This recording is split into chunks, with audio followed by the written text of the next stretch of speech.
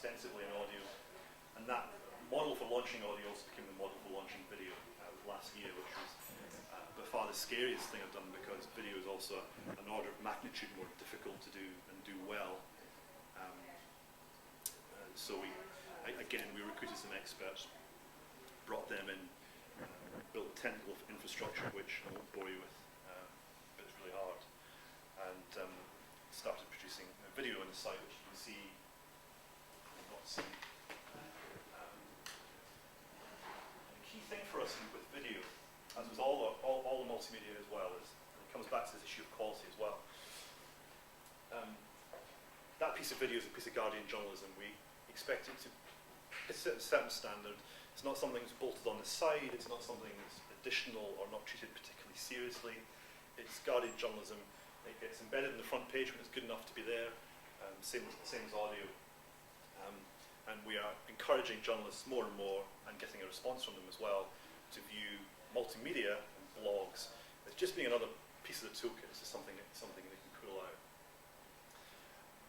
All this means, I mean, if you look at, I'm sure you all read the trade press, and possibly at the moment with some concern. Yesterday we heard, or earlier in the week we heard, Independence got rid of 60 journalists.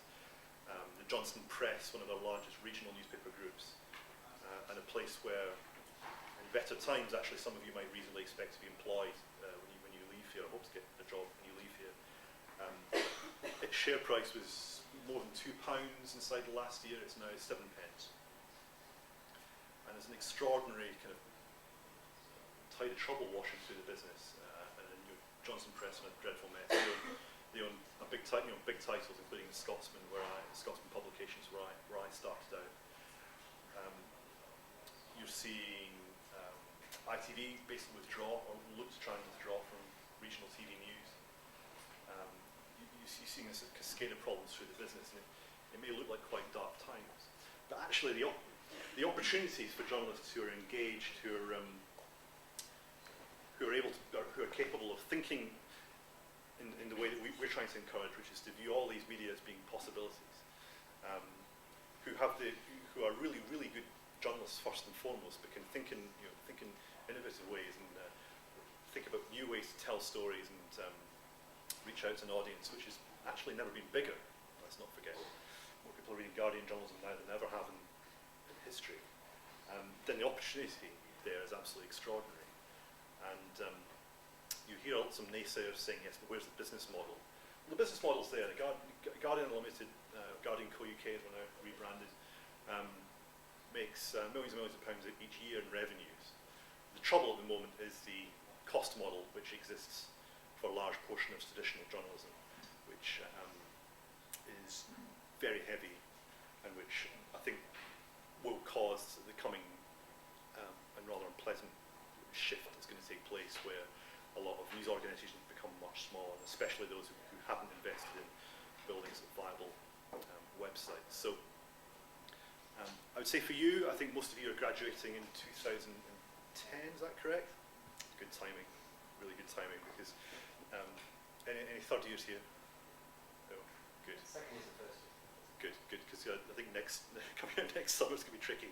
But I think the whole of next year is going to be difficult, as news organisations realign themselves and really work out how to organise their staffs, how to make more money online, how to engage with users in a better way. The truth of the matter is that we are learning that a portion of what we do is quite unpopular, and no one's really looking at it. So lots of organisations are trying to work out what the popular bits are, what the reason is for them existing, and building in those and trying to build new businesses in the back of all that. So I think by the time you are graduating with all your skills and all your knowledge and your enthusiasm, there will be a huge demand for people who can show that they're thinking about this kind of stuff, that are looking to move journalism on. And the opportunity to do that is right now. Over the next few years, we're in a position where really we can redefine what journalism is. And that's why I think, despite everything that's going on in the world, this is possibly one of the most exciting times to be a journalist in a very, very long time.